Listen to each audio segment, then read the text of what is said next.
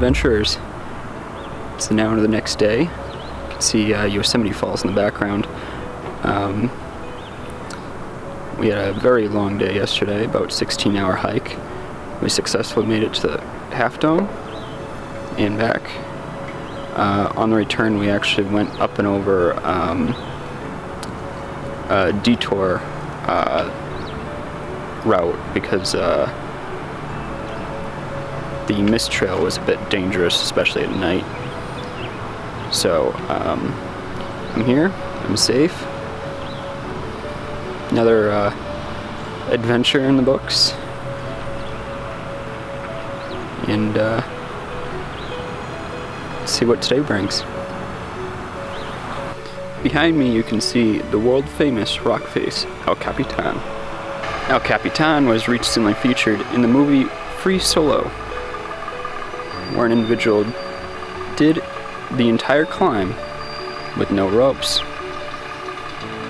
I believe it took him about 4 hours. Let's take a look.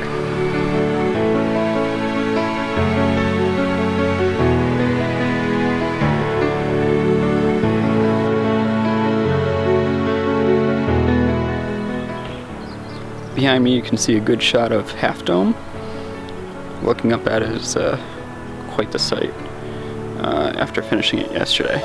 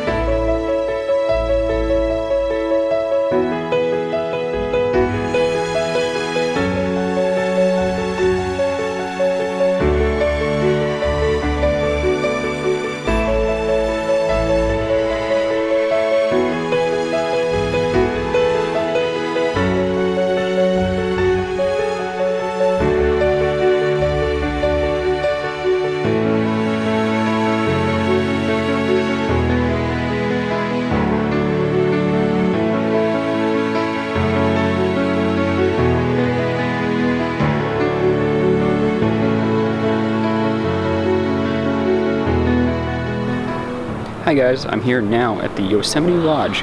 This is kind of the logistical center of the park. There's multiple restaurants here. The tours are based out of here. There's a gift shop and everything else. So not everything is going to be at the visitor center area, just about a half mile away. But we did a 1-hour valley floor tour that started right out of here at the lodge. And what that is it's think of a hayride, but it's a large tractor, and they can probably fit about 50 people on there. They take you around to the most notable locations in the park, in the valley at least, so you can get some pictures, hear a little bit of history along the way, and maybe see some wildlife. We saw multiple families of deer. I guess it's not uncommon to see bears on those tours either. So it's a must-do if you come to Yosemite National Park. Highly recommend the Valley Floor Tour. Well, adventurers, had to come out to some great scenery here to do a wrap-up for the day. Went and had a dinner at the Base Camp restaurant, I think it's called. And that's over at the lodge. Meatloaf and mashed potatoes for about $13. That was pretty good. There are classy restaurants here as well. That'll top $50 a person. We're leaving tomorrow, probably before noon, to get out of here, because my flight's out of Sacramento. It's about a 3.5-hour drive. So, I mean, I can drive around this park for literally hours and still not see every site there is. What I wanted to do tonight was try to find a meadow where there might be some bears or deer, because they're known to come out at night. If I find some, I'll insert the footage.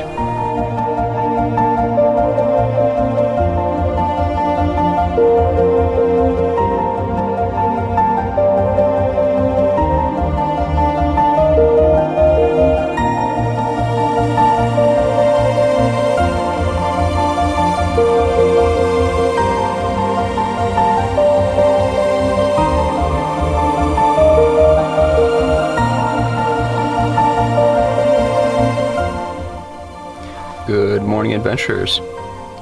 It's our last day here at Yosemite National Park. Probably leaving about noon time today. Woke up, it was about 40 degrees out, so it was a bit chilly. Packed the tent up and everything, and went to the visitor center parking area. Here I'll have to spread out my luggage and repack for the airplane. But it's been an incredibly rewarding trip so far. I'm glad I came. So today's just going to be packing, driving, and we'll get some souvenirs before we leave too. Sorry to see it end, but it's time to go home. Well guys, it's about 10:30 now. Got my breakfast, went shopping. Got my main suitcase packed. I think we'll be okay with getting everything on the plane. Wanted to mention one thing. I kept on hearing car alarms in the park, in the campground last night. So we probably had some bears. That's just a fact of life here at Yosemite. And based on our tour yesterday, that's not necessarily because of the natural population of bears here, but it kind of goes with the human history of the park. In the early days of the national park, they would have open bear feeds, where they would collect everybody's trash, throw it in a meadow, put up some stadium seating, and watch the bears feed. It was a guaranteed way to see the bears, but it also affected their habits. And that's not good. Bears eat something like 5,000 calories a day. You can get that with a relatively low amount of human trash, or you can get that with a couple million termites. So the bears really kind of got a hold of that as a source of food and preferred it, understandably. I think about the after they ended the bear feeds, they still had an issue because they had an open dump here on national park land, and so you're not physically feeding the bears anymore, but the bears are still getting the trash.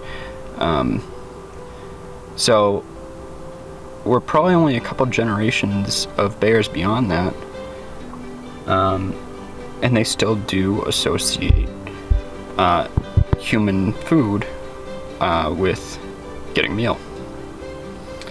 So something to keep in mind here.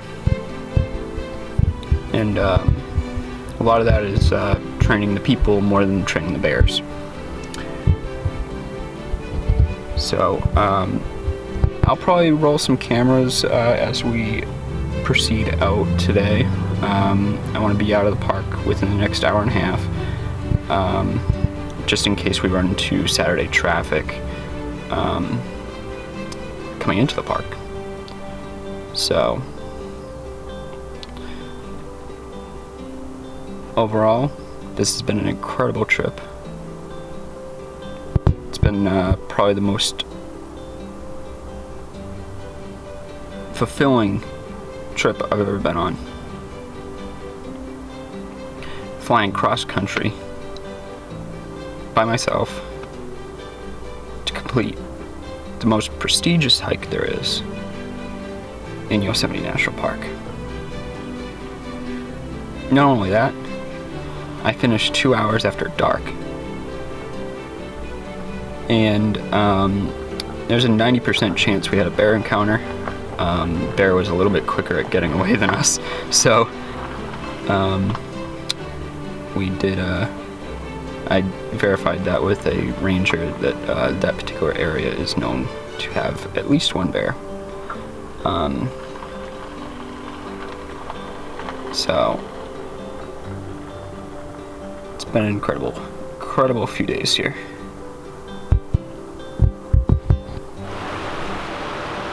Hey guys, we're about maybe a quarter mile down the road here from what's called Camp 4. And Camp 4 is actually on the National Register of Historic Places. Now you're probably thinking, why the heck is a campground on the National Register of Historic Places? Well, it's actually where modern rock climbing was born. Right within that campground, climbers developed the tools that we see today that make climbing things like El Capitan, the Three Brothers, and some of the other rocks here at Yosemite possible. So, there's a cool fact for you. Probably one of the only campgrounds on the National Register of Historic Places.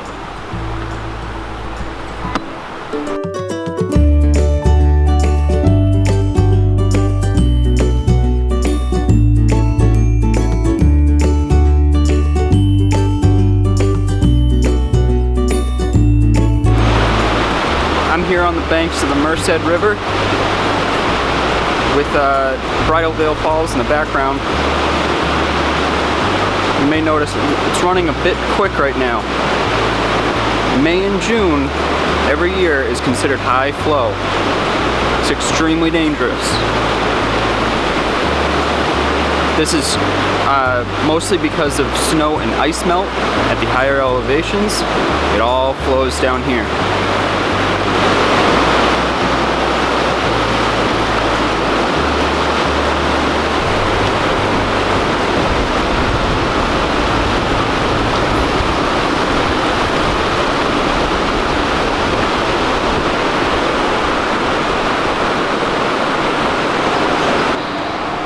Behind me you can see a sign that says floodwater level for January 2nd, 1997. The entire valley was evacuated due to this flood. There were no fatalities, and it took park management about 3 months to regain access to the valley. To put that in perspective, that would be about 6 to 7 feet over any bridge that crosses the Merced River. It's an incredible amount of water.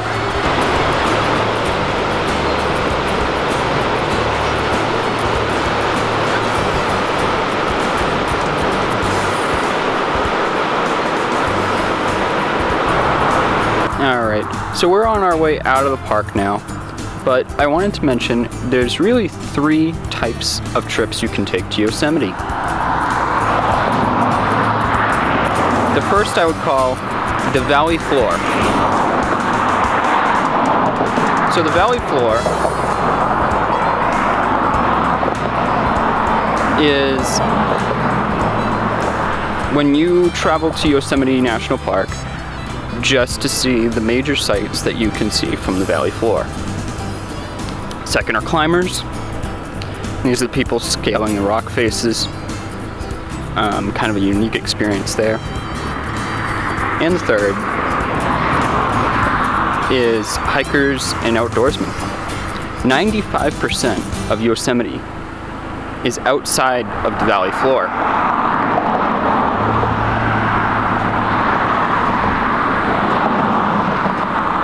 And it's largely inaccessible from a roadway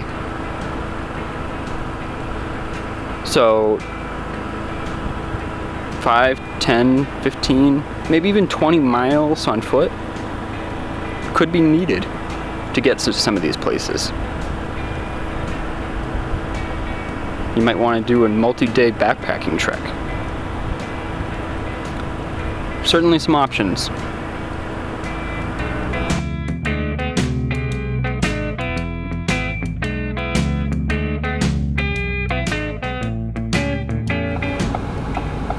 So guys, we just saw our first bear of the trip. Small black bear. They're actually black bears, but they're more of a cinnamon color. They're not grizzlies. Grizzlies haven't been in the Yosemite area since about the 1930s. So he was in a meadow here on the way out of the park towards State Road 120. Across from the Crane Flat gas station, and appears to be a young cub, not terribly young, maybe a year old, but he's just out grazing. There's a huge traffic jam now, of course, because everybody's seen it, but so cool to see. If you do come to Yosemite, the recommended distance to stay from a bear is 150 feet. Just let them have their space. This is their land, and be patient. Don't try to scare it off. Don't intimidate it, anything like that. Just give them their space. It's quite a cool sight.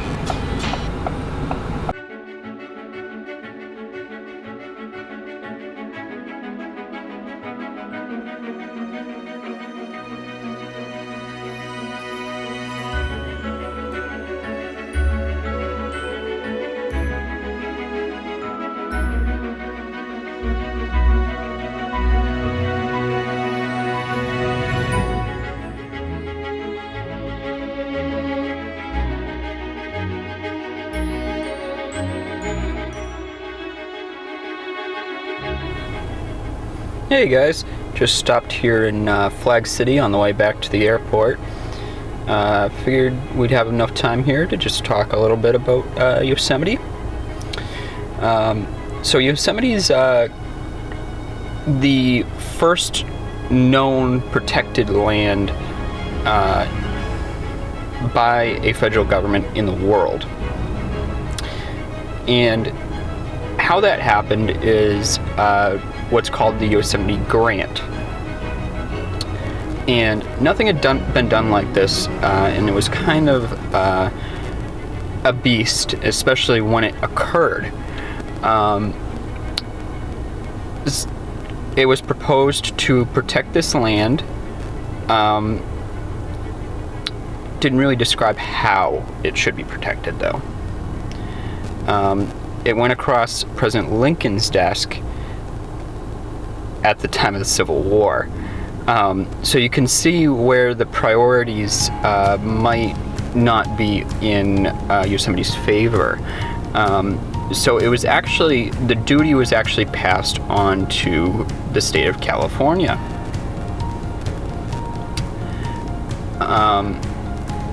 And the national park system itself didn't really come about until the discovery of Yellowstone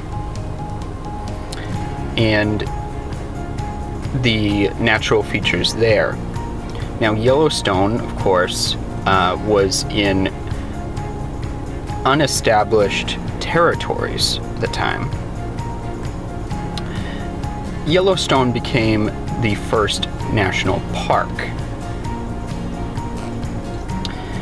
Now, John Muir was a famous geologist. He was kind of one of the, I'd say, top 3 figures in the history of Yosemite. John Muir worked with Teddy Roosevelt in order to protect Yosemite in all its glory. There was a gross mismanagement at the time of Yosemite because it was still based on the Yosemite Grant, which was basically a mandate from the federal government for the state of California to protect the area. And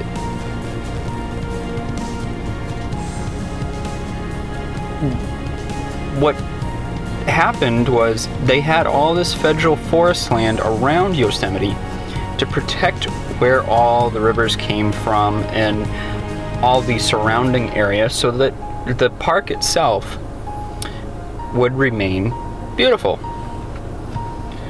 And of course there's books about this, but John Muir and Teddy Roosevelt, both very avid outdoorsmen, actually went on kind of an exploratory trek of the Yosemite wilderness.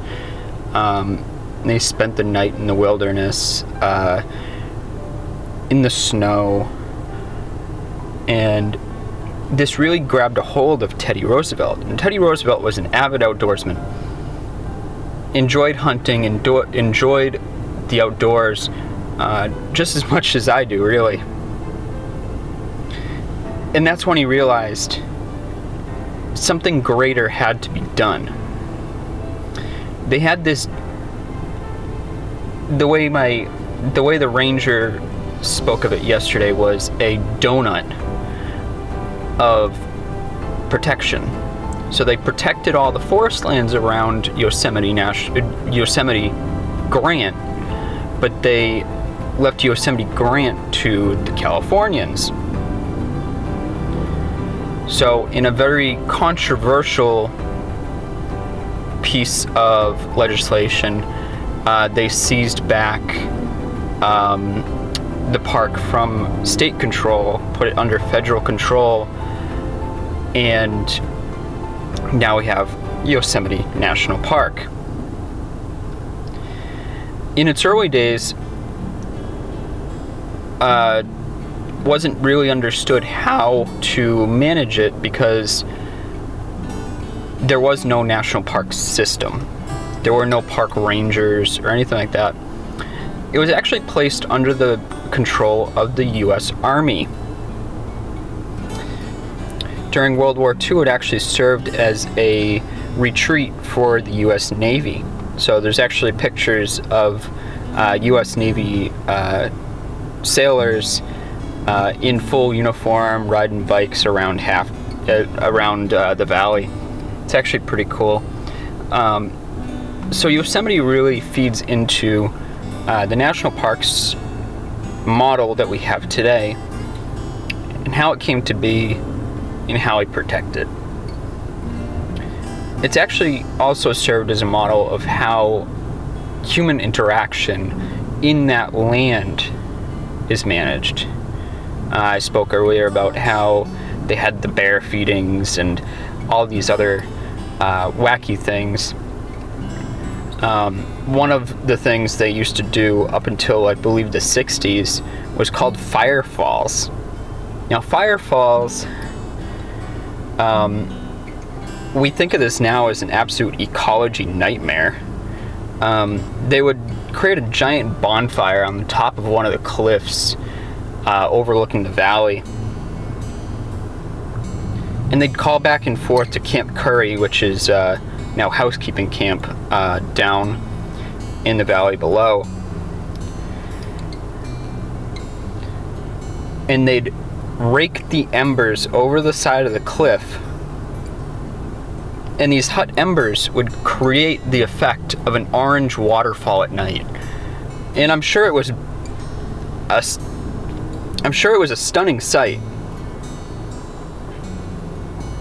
But as you can imagine, they're burning vast amounts of wood on a daily basis in order to perform this spectacle in a national park. So, it just an interesting part of Yosemite history there. I'm glad it's no longer a practice. They still do allow fires in the campgrounds, so group up with your friends, or you can be by yourself too. sit around the campfire, have a good time. This isn't Disney World. You don't need fireworks and pyrotechnics. It's not the type of place it is.